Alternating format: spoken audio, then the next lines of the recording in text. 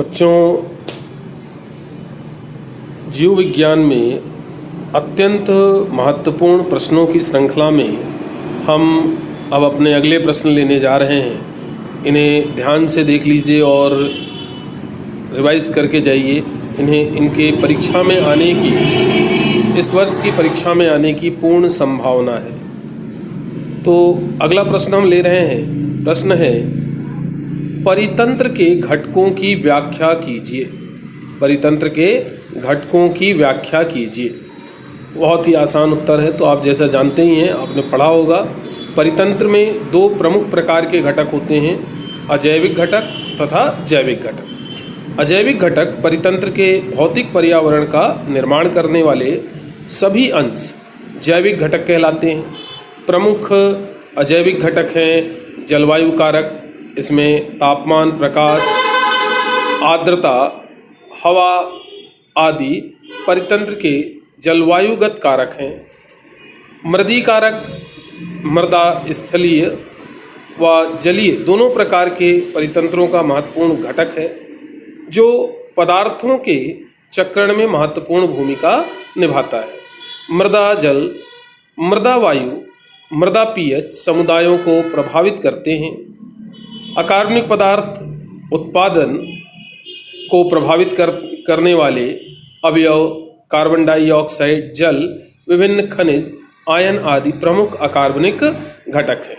और कार्बनिक पदार्थ जैसे कर्कट, अपरद, ह्यूमस, प्रोटीन आदि परितंत्र के कार्बनिक घटक हैं, जो अकार्बनिक पदार्थों तथा जीवधारियों के बीच कड़ी का काम करते हैं। यहाँ पर आप ये डायग्राम देख रहे हैं, चित्र देख रहे हैं, इसमें स्पष्ट दिख रहा है कि किस तरह से सभी घटक, जैविक और अजैविक घटक, एक दूसरे से संबंधित होते हैं, एक दूसरे से जुड़े रहते हैं। अब आते हैं जैविक घटक।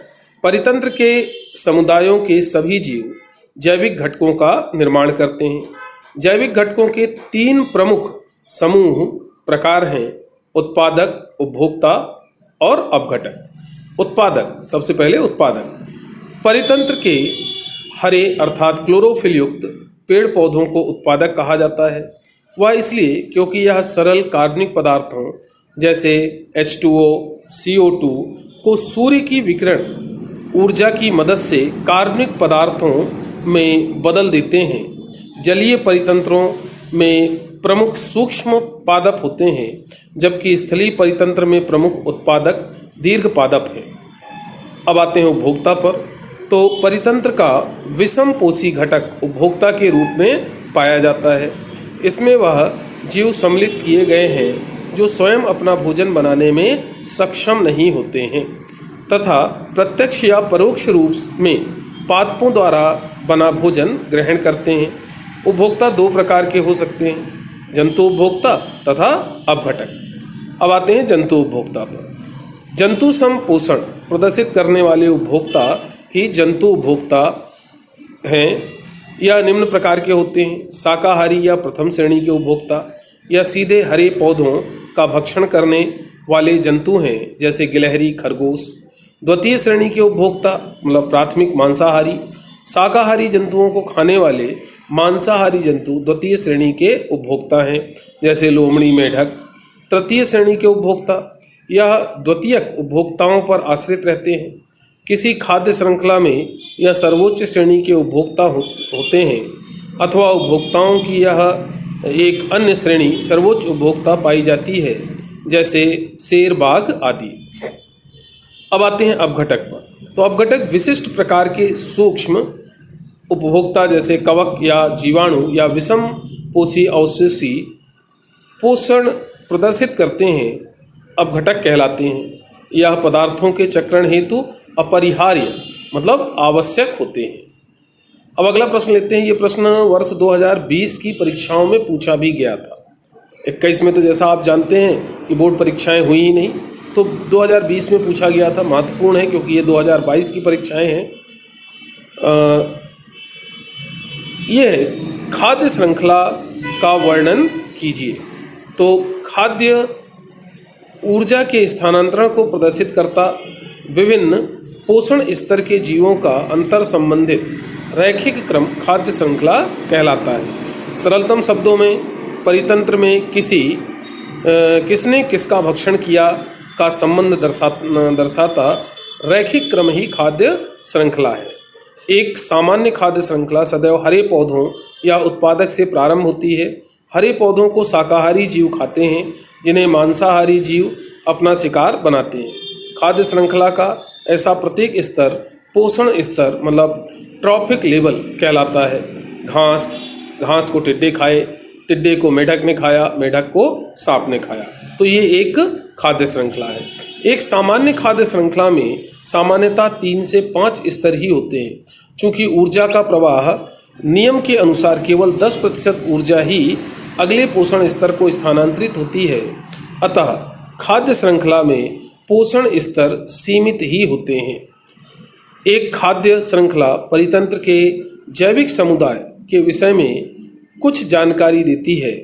यह परितंत्र में ऊर्जा प्रवाह हेतु उचित मार्ग या चैनल उपलब्ध कराती है। किसी खाद्य श्रृंखला में एक जीव केवल एक ही पोषण स्तर ग्रहण कर सकता है तथा खाद्य श्रृंखला के सरल रूप के कारण इसमें ऊर्जा की गणना आसान होती है। अनेक खाद्य श्रृंखलाएं अंतर संबंधित होकर खाद्य जाल बनाती हैं। जब बहुत सारी खाद्य श्रृंखलाएं मिल जाती हैं तो खाद्य जाल बन जाता है। खाद्य जाल बनाती हैं या खाद्य जाल का निर्माण करती हैं। खाद्य श्रृंखलाएं प्रमुखतः 2 प्रकार की होती हैं, चारण खाद्य श्रृंखला तथा अपरद खाद्य श्रृंखला। चारण खाद्य श्रृंखला एवं अपरद खाद्य श्रृंखला में मुख्य अंतर भी है, तो अब आप आगे देखने जा रहे हैं। अगला प्रश्न बना लिया है, उसको अगला प्रश्न लेते हैं। चारण खाद्य श्रृंखला एवं अपरद खाद्य श्रृंखला में अंतर स्पष्ट कीजिए। तो यहाँ पर देखिए बहुत आसान से अंतर है। चारण खाद्य श्रृंखला उत्पादक से प्रारंभ होती है, जो हरे पौधों पर जो हरे पादप हैं। अपरद खाद्य श्रृंखला मृत कार्बनिक पदार्थ अर्ध अपघटित कार्बनिक पदार्थ से प्रारंभ होती है। चारण खाद्य श्रृंखला ऊर्जा का स्रोत सूर्य है, जिसकी विकिरण ऊर्जा को पौधे रासायनिक ऊर्जा में बदल देते हैं। और अपरद खाद्य श्रृंखला ऊर्जा का प्रत्यक्ष स्रोत मृत कार्बनिक पदार्थ ही रासायनिक ऊर्जा है। उत्पादकों से शाकाहारी तथा शाकाहारियों से मांसाहारी की ओर बढ़ती है। अपरद से प्रारंभ होकर अपरदहारी तथा इनके परभक्षियों की ओर बढ़ती है। चारण खाद्य श्रृंखला प्रमुखतः बड़े जीवधारी ही शामिल होते हैं, जबकि अपरद खाद्य श्रृंखला में इस खाद्य श्रृंखला में भूमि के जीव बड़े व सूक्ष्म दोनों प्रकार के होते हैं। चारण खाद्य श्रृंखला में पर्यावरण में सूक्ष्म ऊष्मा की मुक्ति कम होती है और अपरद खाद्य श्रृंखला में पर्यावरण में ऊर्जा की मुक्ति अधिक होती है। अगला प्रश्न है, जैव प्रौद्योगिकी की प्रयोज्यताओं की सूची बनाइए, मतलब उपयोगिताओं की सूची बनाइए। बहुत ही महत्वपूर्ण प्रश्न है, इसके भी पूछे जाने की बहुत अधिक संभावना है। जैव प्रौद्योगिकी की प्रयोज्यताएं अर्थात उपयोगिताएं। जैव प्रौद्योगिकी के अंतर्गत विज्ञान की विभिन्न शाखाओं जैसे जैव रसायन, सूक्ष्म जैविकी, अनुवांशिक इंजीनियरिंग, कार्यकी, रासायनिक इंजीनियरिंग, जैव भौतिकी तथा किण्वन तकनीक का समावेश किया गया है। जैव प्रौद्योगिकी द्वारा हमारा जीवन तथा विभिन्न क्षेत्र प्रभावित हैं, जिनके उदाहरण निम्न प्रकार हैं। भोजन, जैव प्रौद्योगिकी द्वारा ईस्ट, शैवाल तथा एकल कोशिका प्रोटीन निर्माण में वृद्धि हुई है। औषधि उद्योग, जैव प्रौद्योगिकी द्वारा हार्मोन्स, एंजाइम, प्रतिजैविकी पदार्थ, इंटरफेरॉन्स तथा विटामिन्स आदि के उत्पादन में वृद्धि हुई है। एल्कोहलीय पेय, इसकी विभिन्न प्रविधियों के द्वारा बियर, वाइन, विस्की आदि के निर्माण में वृद्धि हुई है। अल्कोहल रहित पेय, चाय एवं कॉफ़ी की किण्वन तकनीकियों का विकास किया है। ऊर्जा उत्पादन, जैव प्रौद्योगिकी द्वारा वैकल्पिक ईंधन, बायोगैस, गैसोहॉल आदि के निर्माण का विकास हुआ है। जैव उर्वरक, इसकी विधियों के द्वारा नाइट्रोजन स्त्रीकारी सूक्ष्मजीवों की क्रियाओं को और अधिक प्रसारित करके इन्हें जैव उर्वरकों की भांति प्रयोग किया गया है। कृषि उद्योग, पादप किस्मों का चयन एवं क्लोनिंग, कायिक संकरण, जर्मप्लाज्म संग्रह आदि जैसे महत्वपूर्ण कार्य जैव प्रौद्योगिकी द्वारा ही संभव हो सके हैं। रसायन उद्योग जैव प्रौद्योगिकी की सहायता से आधुनिक युग में प्लास्टिक तथा खुशबूदार विभिन्न प्रकार के पदार्थों का संश्लेषण संभव हो सका है। कार्बनिक अम्ल जैव तकनीकी द्वारा लैक्टिक अम्ल, ग्लूकोनिक अम्ल एवं सिट्रिक अम्ल का उत्पादन किया जाता है। एंजाइम अनेक प्रकार के एंजाइमों की क्रियाओं, उत्पादन एवं कार्य क्षेत्र को प्रभावित किया गया है। विटामिन्स कुछ विटामिन्स जैसे B2, B12 को सूक्ष्म जीवों से उत्पादित किया जाता है अर्थात बनाया जाता है। प्रतिजैविक अनेक कार्बनिक पदार्थों की किण्वन द्वारा कुछ प्रतिजैविकों को उत्पन्न किया जाता है। वैक्सीन व्यापारिक मात्रा में वैक्सीन को रोग उत्पन्न करने वाले सूक्ष्मजीवों से तैयार किया जा रहा है। हार्मोन्स अनेक हार्मोन जैसे इंसुलिन, सोमेटोट्रोपिन आदि को व्यापारिक स्तर पर उत्पादित किया जा रहा है। इंटरफेरॉन प्रसिद्ध वैज्ञानिक बायोगेन 1980 ने आनुवांशिक अभियांत्रिकी तथा जैव प्रौद्योगिकी की सहायता से इंटरफेरॉन का निर्माण किया। ऊतक संवर्धन विभिन्न पौधों के ऊतकों को संवर्धित करके उनसे कृषि वानिकी प्रयोगशालाओं आदि में महत्वपूर्ण लाभ प्राप्त किए जा रहे हैं। और स्टीराइड इस तकनीक के द्वारा स्टीराइड का निर्माण भी संभव हो सका है। तो ये हमारे अत्यंत महत्वपूर्ण प्रश्नों की श्रृंखला का 5 अंक के प्रश्नों का हम यहाँ ये अंतिम प्रश्न ले रहे हैं। अब अगले वीडियो में हम देखेंगे अत्यंत महत्वपूर्ण प्रश्नों की श्रृंखला में 4 अंकों के प्रश्न। ठीक है, तो आप इन सभी प्रश्नों की पुनरावृत्ति करते रहिए। अभी हमने लिया जैव प्रौद्योगिकी की प्रायोगिकताओं की सूची बनाइए अर्थात उपयोगिताएं लिखिए। ये कई प्रकार से प्रश्न आता है। कृषि के क्षेत्र में उपयोगिता बताइए, चिकित्सा के क्षेत्र में उपयोगिता बताइए, है ना। तो जो भी क्षेत्र है उसके अनुसार आपको उत्तर लिखना है। चारण खाद्य श्रृंखला और अपरत खाद्य श्रृंखला में अंतर स्पष्ट कीजिए। खाद्य श्रृंखला का वर्णन कीजिए। इसके पहले हमने प्रश्न लिया आज के वीडियो में परितंत्र के घटकों की व्याख्या कीजिए। और इसके पहले वाले वीडियो में हमने लिया था निम्नलिखित की परिभाषा दीजिए व प्रत्येक का एक एक उदाहरण दीजिए, जिसमें थे सहभोजिता, परजीविता, छद्मावरण, सहोपकारिता और अंतर्जातीय स्पर्धा। और उसके पहले हमने प्रश्न लिया था उपयुक्त आरेख की सहायता